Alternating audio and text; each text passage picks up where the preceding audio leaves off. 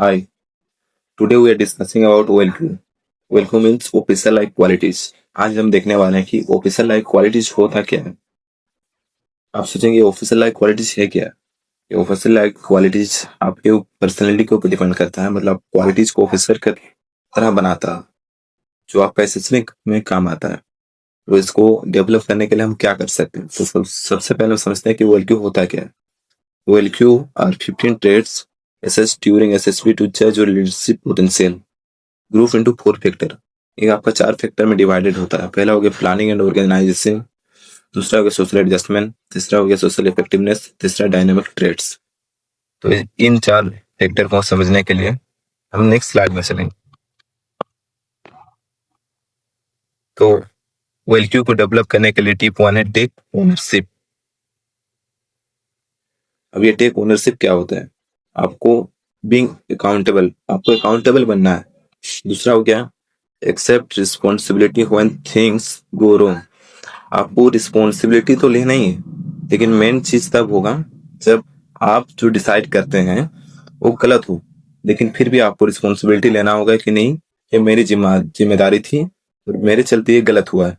इससे आपको एक चीज का फायदा मिलेगा, आप यूनिट को संभालने में ज्यादा इफेक्टिव होंगे। दूसरा हो गया डोंट ब्लेम अदर।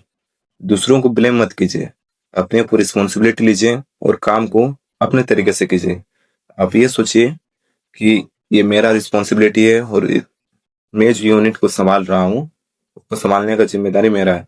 इससे आपका ये होगा, आप में सेंस ऑफ रिस्पॉन्सिबिलिटी आएगा, यानी कि जिम्मेदारी को कैसे संभालना है वो आप सीख जाएंगे। नेक्स्ट स्लाइड में आपका आ गया प्लान योर डे। अपनी पर्सनैलिटी को डेवलपमेंट करने का ये एक दूसरा तरीका है।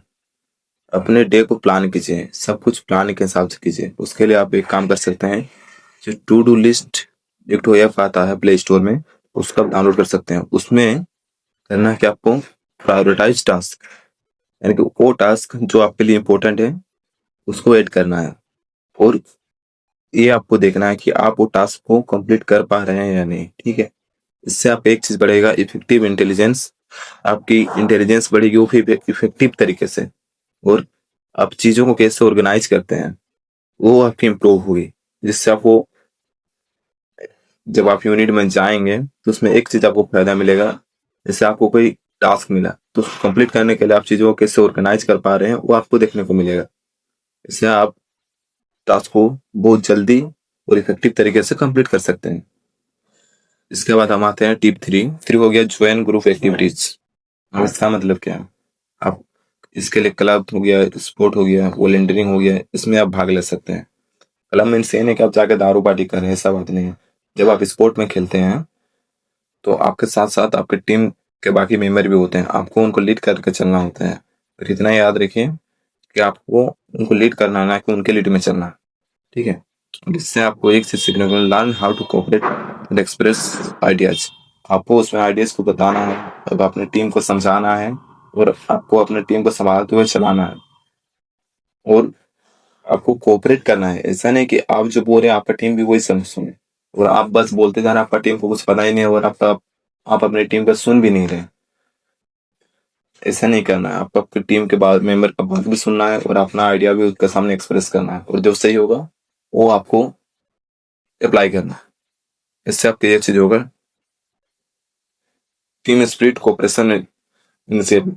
इससे आप इनिशिएटिव तरीके से अपना डिसीजन ले पाएंगे, अपनी टीम को स्प्लिट कर पाएंगे, और आप में कोऑपरेशन की एबिलिटी आएगी। जिससे क्या होगा कि आप में जो ईगो है वो आपका हमेशा लो रहेगा। नहीं तो ईगो के चलते आप अपने पूरी टीम या अपने पूरा जो में बाकी के मेंबर हैं उनसे अच्छे से बात नहीं कर पाएंगे, और आप हो सकता है कि आप जो सोचे हो नहीं हो। प्रैक्टिस स्पीकिंग डेली, आपको रोज मिरर के सामने प्रैक्टिस करना है। जैसे आप मिरर के सामने खड़े हो गए, अब मिरर के सामने इंग्लिश में या फिर हो सकता है हिंदी में कुछ भी अपने बारे में, या आप इस टॉपिक को लीजिए, प्रेजेंटेशन ले लीजिए, बस मिरर के सामने 15 से 20 मिनट आपको डेली प्रैक्टिस करना है। इससे क्या होगा कि आप जो अपने आइडियाज हैं अगर उनको आप अपने मन से निकाल नहीं पा रहे हैं, अपने टीम के मेंबर को बता नहीं पा रहे हैं, वो आप बड़े ही इफेक्टिव तरीके से और कॉन्फिडेंटली बोलेंगे। अच्छा, लेकिन जब तक आप उसको एक्सप्रेस नहीं कर पाएंगे तब तक आपका टीम आगे नहीं जाएगा। मतलब आपके दिमाग में जो आइडिया चल रहा है उसको एक्सप्रेस करना भी सीखिए। ऐसा नहीं है कि आपका आइडिया आपके अंदर ही रह जाए। बाकी जो नेगेटिव है वो हम नेक्स्ट स्लाइड में देखते हैं। यहाँ पे टिप 5 हो गया, कंट्रोल इमोशन अंडर प्रेशर। कभी कभी क्या होता है, आप इससे जब प्रेशर नहीं रहता है तो आप डिसीजन तो अच्छा ले लेते हैं, लेकिन जैसे आपके ऊपर कोई लोड आता है, कोई प्रेशर आता है, तो आप डिसीजन नहीं ले पाते हैं। तो हमेशा एक चीज याद रखें, जब आप प्रेशर में हो तो हमेशा काम रहने की कोशिश कीजिए। फेलियर में हो गया, फिर कॉन्फ्लिक्ट में हो गया, इससे आपको एक चीज फायदा मिलेगा कि जब आप काल्म रहते हैं, आप अपने दिमाग को शांत रखते हैं, तो आप चीजों को और बढ़िया तरीके से समझ पाते हैं। सिचुएशन क्या है उसके हिसाब से आप अपने को ढाल सकते हैं। इसके लिए आप दूसरा चीज जो है, जर्नलिज्म ट्राई कर सकते हैं या फिर मेडिटेशन कर सकते हैं। जर्नलिंग भी एक बहुत अच्छा तरीका है। आप अपने थॉट को लिखते हैं जब एक कॉफी में, उसके हिसाब से आप अपने आप को इम्प्रूव करते हैं वो चीज़ों का, और जो जो आप सीखो उसको अगर आप एक कॉपी में लिखते हैं, तो इससे आपको एक चीज़ फायदा मिलता है कि आप चीज़ों को बेहतर तरीके से समझते हैं और उसमें क्या गलती है, और जब आप दोबारा उसको पढ़ेंगे तो उसमें आपको पता चल जाएगा कि ये गलती मैंने किया तो वो गलती मेरे को दोहराना नहीं है। दूसरा हो गया मेडिटेशन। मेडिटेशन में एक चीज है, आपका दिमाग शांत रहता है, अपने सोचने की क्षमता ज्यादा होती है। जितना भी आपका प्रेशर हो आपके ऊपर, लेकिन आप चीजों को बढ़िया तरीके से समझ कर उसके ऊपर एक्शन ले पाते हैं। इसमें आपका इमोशनल स्टेबिलिटी बढ़ता है और स्टेमिना बढ़ता है। इसमें आपका एक चीज क्या होता है कि आप इमोशनली स्ट्रांग हो जाते हैं।